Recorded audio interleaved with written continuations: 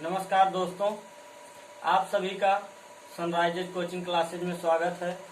जी हाँ दोस्तों, आज हम लोग पढ़ेंगे प्रिज्म। जैसे कि आप लोग देखे होंगे, एक चैप्टर आपका होता है प्रिज्म और पिरामिड।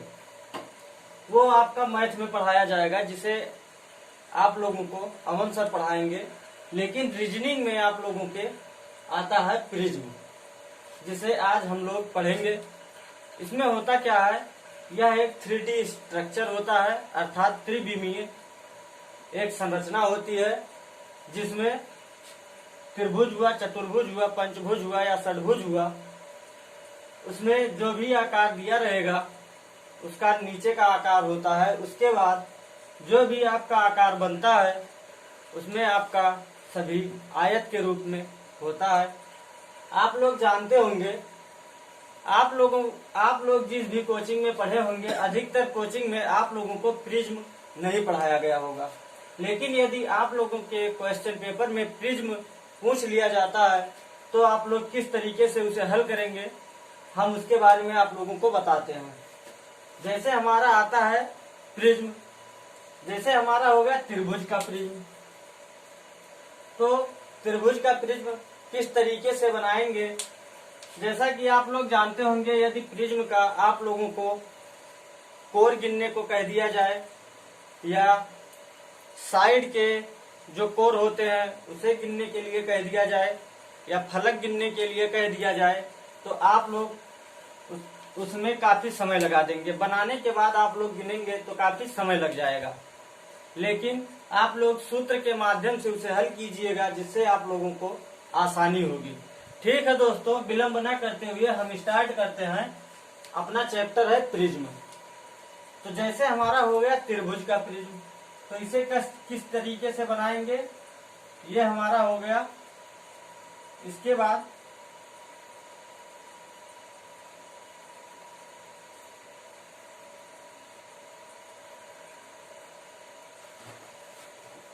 ये हमारा होता है त्रिभुज। त्रिभुज का मतलब होता है जिसमें तीन भुजाएं हो। ये हमारा होता है आधार।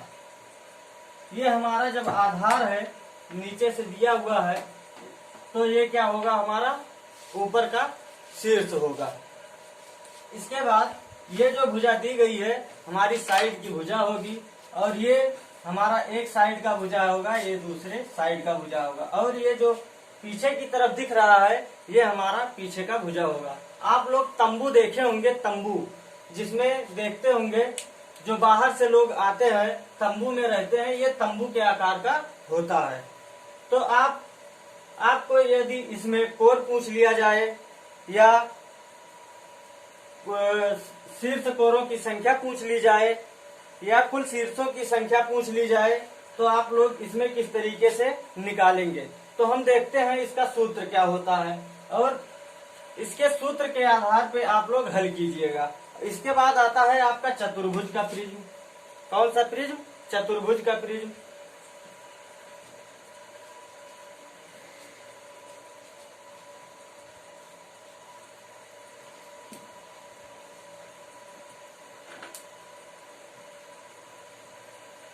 ये हमारा होता है वर्ग का प्रिज्म।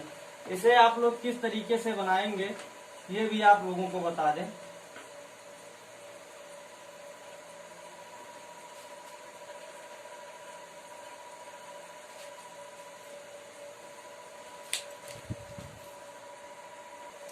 जी हाँ दोस्तों, हम लोग पहुंचे थे चतुर्भुज पर। तो चतुर्भुज पर, जैसे चतुर्भुज को आप किस दृष्टि से देखेंगे, मान लीजिए आप लोग अपने गर्लफ्रेंड या बॉयफ्रेंड से मिलने गए थे। उसके बाद आपके घर वालों को पता चल गया, क्या हो गया, आपके घर वालों को पता चल गया कि हमारा बेटा या हमारी बेटी घूमने गई थी। तो उन्होंने क्या किया, आपको एक कमरे में बंद कर दिया। अब आप लोग एक कमरे में बंद है जो कि वर्ग के आकार का है, चतुर्भुज के आकार का है। तो आप उसमें बैठ के करेंगे क्या। अब आप लोग सोच रहे हैं कि हम इसके कोने को गिन लेते हैं, इसके शीर्ष को गिन लेते हैं, कितने शीर्ष होते हैं, कितने कोने होते हैं, और या इसके कितने फलक होते हैं। आप लोग उसमें बैठ के गिन रहे हैं। आता है आपका पंचभुज। जब आप लोग किसी मंदिर में दर्शन करने के लिए जाते हैं, या आप लोग घर में देखे होंगे, इस आकार का एक बना रहता है जिसे बोलते हैं क्या, जिसे ग्रामीण क्षेत्रों में ताखा बोलते हैं। क्या बोलते हैं? ताखा। तो ये उस आकार का होता है। या मंदिर में चले गए दर्शन करने के लिए, तो मंदिर में ये आपके नीचे का हिस्सा हो गया, इसे आप लोग, ये जो पंचभुज के आकार का दिखाई दे रहा है, इसे आप लिटा दीजिए। क्या कीजिए? लिटा दीजिए। उसके बाद आप उसके सभी फलक गिन लीजिए। इसके बाद आपका आता है षटभुज। ये षटभुज के आकार का है। तो आप लोग इसमें भी अभी सूत्र के अनुसार आप लोग इसमें सब कुछ स्पष्ट कर लेंगे। तो इसमें पहला क्या पूछा जाता है? पार्श्व कोरों की संख्या। इसमें पहला क्वेश्चन पूछा जाता है पार्श्व कोरों की संख्या। पार्श्व कोरों की संख्या। अब दोस्तों ये होता क्या है? पार्श्व कोरों की संख्या क्या होता है? मान लीजिए ये आपका क्या दिया हुआ है? चतुर्भुज। पार्श्व कोरों की संख्या में ये आपका पार्श्व कोर है, मतलब नीचे का जो कोर है उसके पार्श्व कोरों की, मतलब जो आपका कोर दिया हुआ है उसके साइड में या उससे सटे हुए कितने कोर हैं, उसके साइड में कितने कोर हैं, तो आप गिन लीजिए पार्श्व कोरों की संख्या कितनी होती है? 1, 2, 3 और 4। चतुर्भुज में 4 होती है, पंचभुज में 1, त्रिभुज में 1, 2 और 3। पंचभुज में कितने होते हैं? 1, 2, 3, 4 और 5। षटभुज में होंगे 6। तो पार्श्व कोरों की संख्या क्या होती है? n। मतलब आप जिस भुजा को बना रहे हैं उसी भुजा की संख्या पार्श्व कोरों की संख्या होती है। इसके बाद क्या आता है दोस्तों? कुल कोरों की संख्या। पूछ लिया जाए कुल कोरों की संख्या।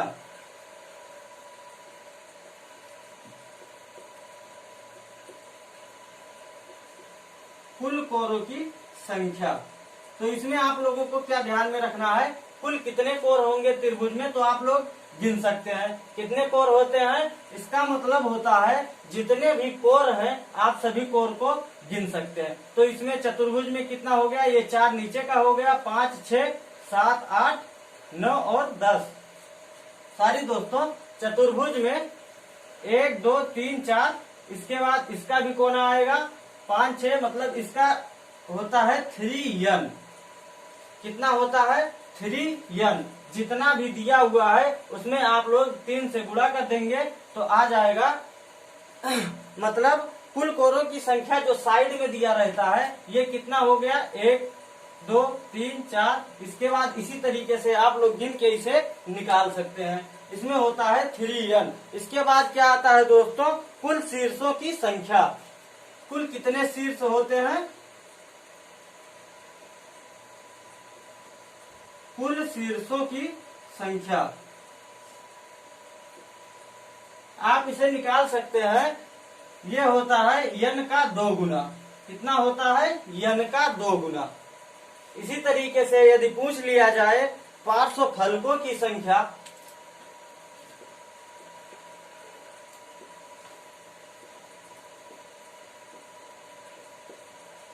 पार्श्व फलकों की संख्या, तो ये क्या होता है? ये होता है दोस्तों नियम।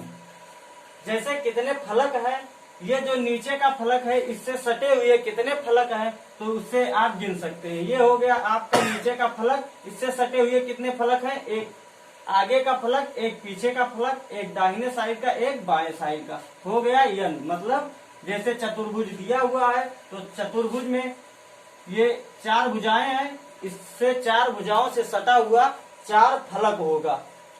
इसके बाद आपका आता है कुल फलकों की संख्या। कुल फलकों की संख्या।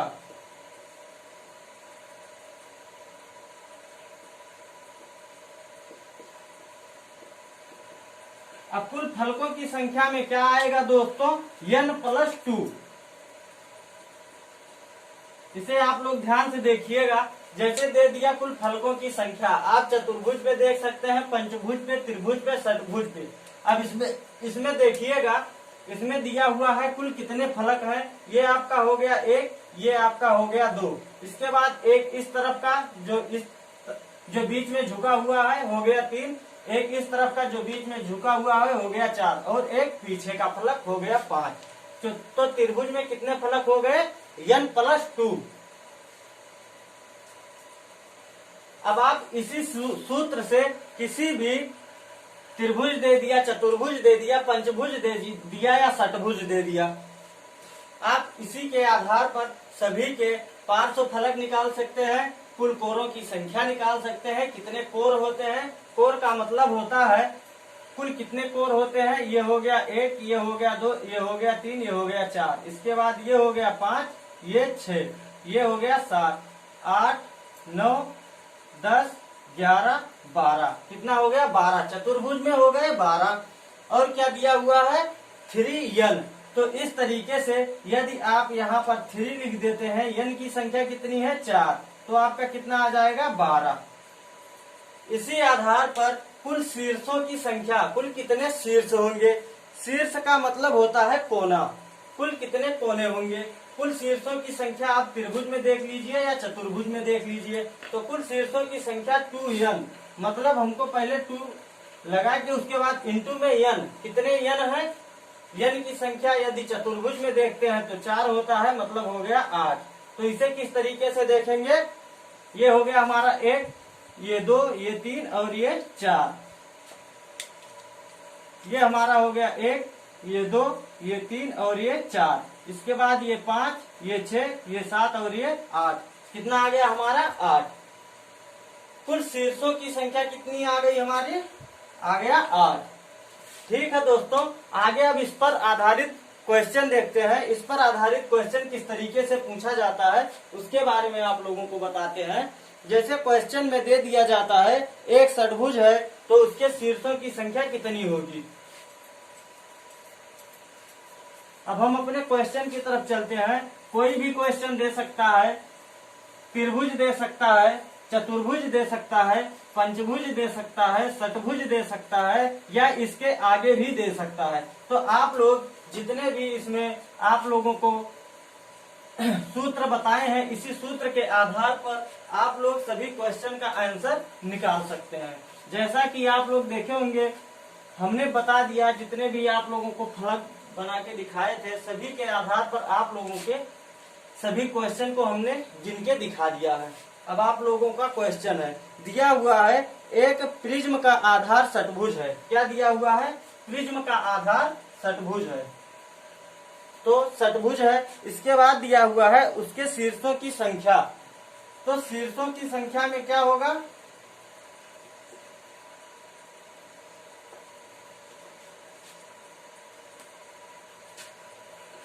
शीर्षों की संख्या।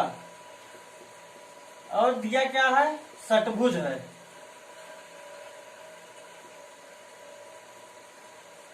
दिया हुआ है षटभुज है, मतलब कितने भुजा होंगे? 6। और शीर्षों की संख्या का क्या सूत्र आप लोगों को बताए हैं? शीर्षों की संख्या 2 और n, 2 इंटू n।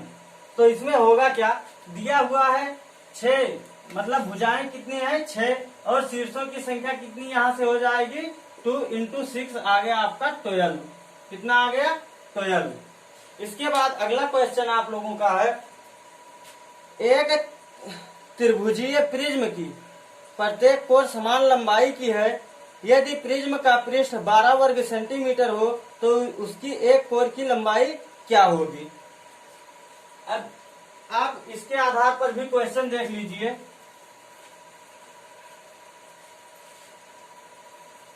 जैसे दिया हुआ है आपका एक त्रिविमीय अर्थात त्रिभुज है जिसकी 3 विमाएं हैं।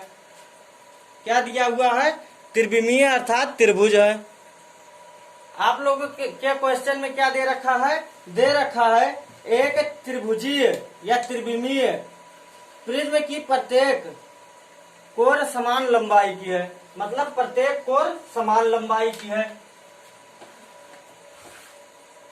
त्रिभुज की प्रत्येक कोर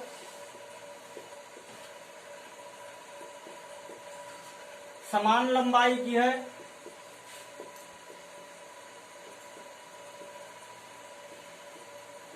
इसके बाद दे रखा है आपके क्वेश्चन में, यदि प्रिज्म का पृष्ठ 12 वर्ग सेंटीमीटर है। प्रिज्म का पृष्ठ दे रखा है, क्या दे रखा है? वक्र पृष्ठ। प्रिज्म का वक्र पृष्ठ दे रखा है। इसके बाद इसमें पूछा है तो उसकी एक कोर की लंबाई कितनी होगी। इसके कोर की लंबाई, पृष्ठ कितना दे रखा है? 12 सेंटीमीटर स्क्वायर या 12 वर्ग सेंटीमीटर। तो पूछ रखा है कोर की लंबाई। अब इसमें आप लोग क्या करेंगे दोस्तों, आप लोग इसे ध्यान से देखिएगा। इसमें दे रखा है यदि हम प्रिज्म की लंबाई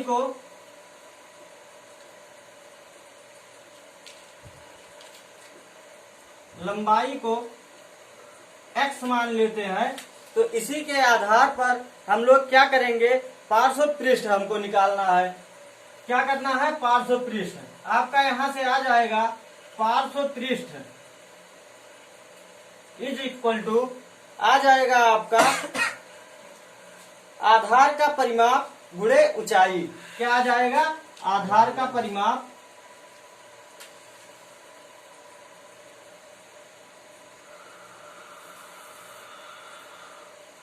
गुणे ऊंचाई।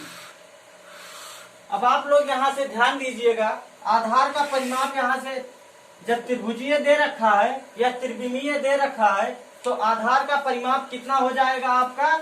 आ जाएगा 3 इंटू ए। क्या आ जाएगा? 3 इंटू ए। उसके बाद ऊंचाई कितनी होगी? प्रत्येक कोर की समान लंबाई, मतलब लंबाई और ऊंचाई सभी समान है, तो यहाँ से आपका आ जाएगा ए। तो यहाँ से आपका कितना हो जाएगा? 3a square.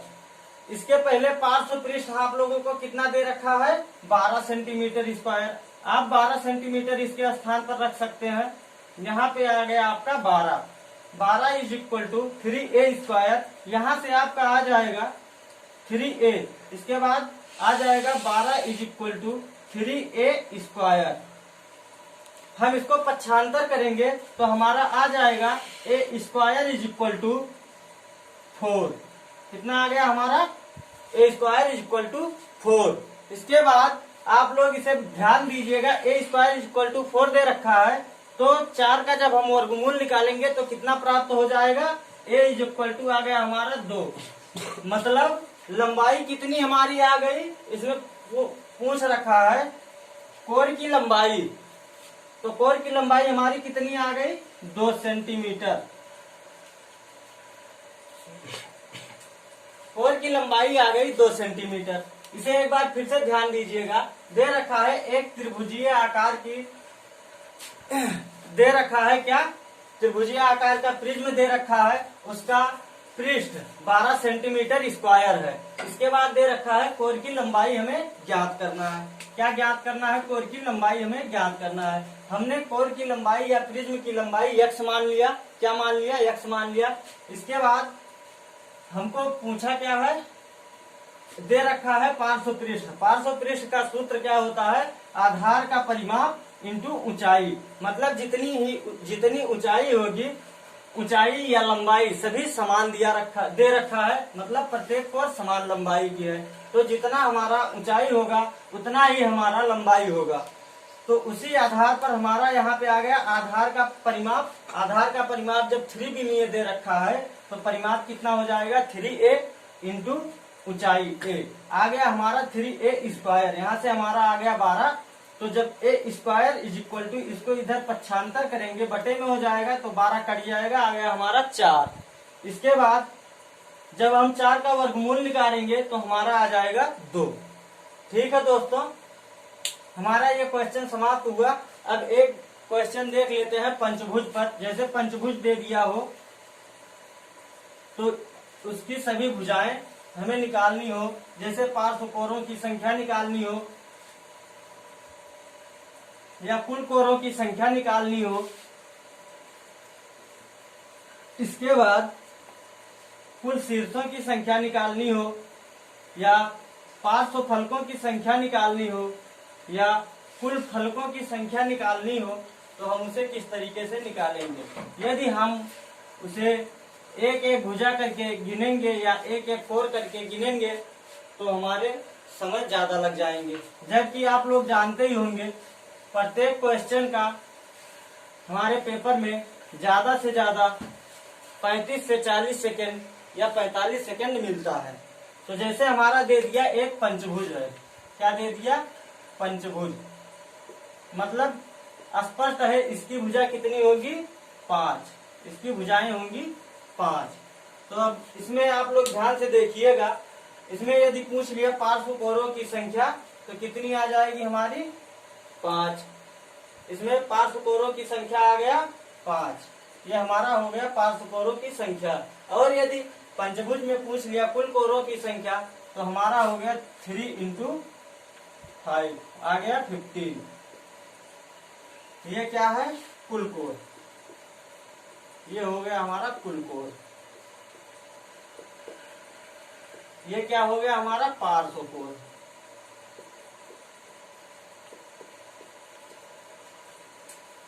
इसके बाद यदि पूछ लिया कुल शीर्षों की संख्या, कुल शीर्षों की संख्या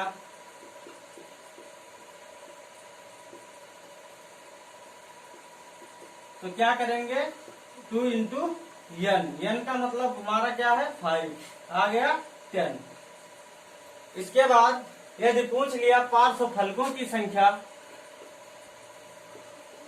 पार्श्व फलक क्या होता है दोस्तों? n। n का मतलब हो गया हमारा 5। इसके बाद यदि पूछ लिया कुल फलकों की संख्या, कुल फलकों की संख्या तो क्या करेंगे? 2 + n या n + 2 हमारा आ गया 7।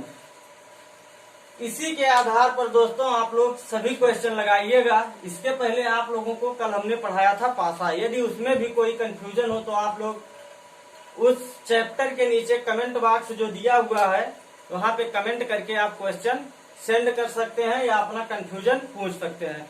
हम प्रयास करेंगे प्रत्येक क्वेश्चन का सॉल्यूशन देने के लिए। ठीक है दोस्तों, यदि इसमें कोई कंफ्यूजन होगा तो आप लोग कमेंट करके पूछ सकते हैं।